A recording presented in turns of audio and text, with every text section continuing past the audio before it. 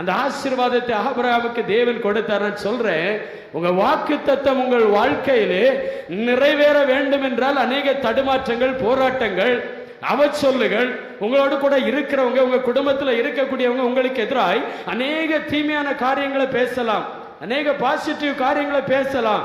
நீங்க அதெல்லாம் பார்க்கவே கூடாது. உங்களுடைய கண்கள் தேவனை மட்டும் நோக்கி பார்க்கணும். ஏசாயா தீர்க்கதரிசி 6ஆம் அதிகாரத்தில் பார்க்கும்போது, இந்த ஏசாயா தீர்க்கதரிசியை கர்த்தர் அந்த இஸ்ரவேல் ஜனங்களுக்கு ஒரு தீர்க்கதரிசியை அழைத்த போது இவர் தன்னை ஒப்பு கொடுக்கிறாரு. முதல்ல உயரமும் உன்னதமுமான சிங்காசனத்தில் இருக்கிறவரை இந்த ஏசாயா தீர்க்கதரிசியினுடைய கண்கள் முதலாவது காண்கிறது.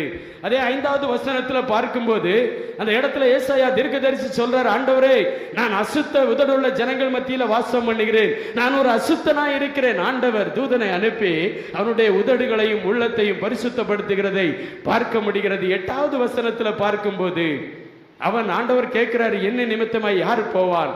இந்த ஏசாயா சொல்றாரு, ஆண்டவரே நான் போகிறேன்ப்பா. இதுவரைக்கும் பாருங்க தேவனை நோக்கி பார்க்கல, தன்னை பரிசுத்தப்படுத்தல. எப்ப அவன் ஒப்பு கொடுத்தானோ அப்ப தேசத்திற்குள்ளே போகிறதற்கு தன்னை ஒப்பு கொடுக்கிறான். அவனை ஒரு பராக்கிரம தீர்க்கதரிசியாய் எடுத்து ஆண்டவர் பயன்படுத்துகிறார்.